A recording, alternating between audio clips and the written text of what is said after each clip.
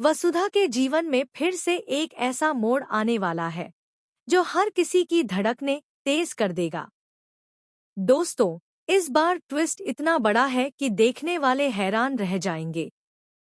वसुधा और देव के बीच जो रिश्ता है वह अब पूरी तरह से चुनौतीपूर्ण और जटिल हो गया है। देव की आंखों में पहले तो विश्वास था, प्यार था, लेकिन जैसे ही वसुधा ने उसकी शादीशुदा जिंदगी के बारे में कुछ बोल दिया, वह चौंक गया। जी हाँ, दोस्तों, वसुधा ने साफ शब्दों में कहा कि वह अब शादी के बंधन में रहने के बजाय डिवोर्स चाहती है।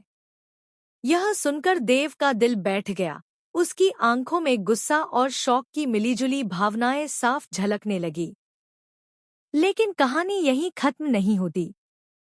वसुधा का यह कदम सिर्फ उसकी अपनी इच्छाओं का परिणाम नहीं था, बल्कि इसके पीछे एक बड़ा कारण भी छिपा हुआ था। विधि का भाई, जो हमेशा से ही छिपकर चाले चलने वाला था, इस बार पूरी तरह से ब्लैकमेल कर रहा था।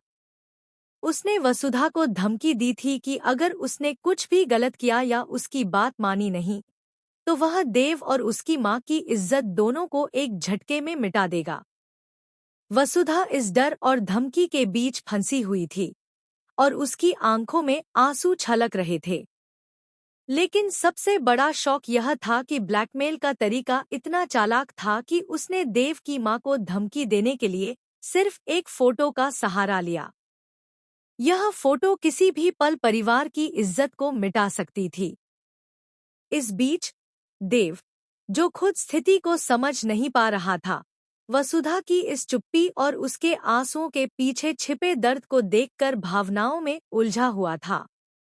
वह जानता था कि वसुधा जो कर रही है, वह सिर्फ परिवार की इज्जत बचाने के लिए कर रही है, खुद के लिए नहीं। वसुधा ने अपने हर शब्द और हर कदम में यह सुनिश्चित किया कि देव और उसकी मां की इज्जत सुरक्षित रहे। उसने बिना किसी को सच बताए चुपचाप वह सब किया जो उसके लिए सबसे कठिन था। अपनी भावनाओं को दबाकर, डर और गुस्से के बीच भी उसने धैर्य दिखाया। वसुधा की यह मजबूरी और बहादुरी उसे सिर्फ एक आम महिला से कहीं ऊपर उठाती है।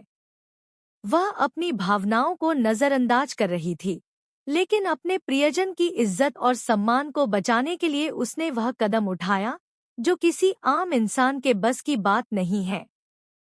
उसके निर्णय में गहरी सोच, साहस और आत्मबल झलकता है। वह जानती थी कि इस डिवोर्स की खबर किसी को नहीं पता चलेगी, लेकिन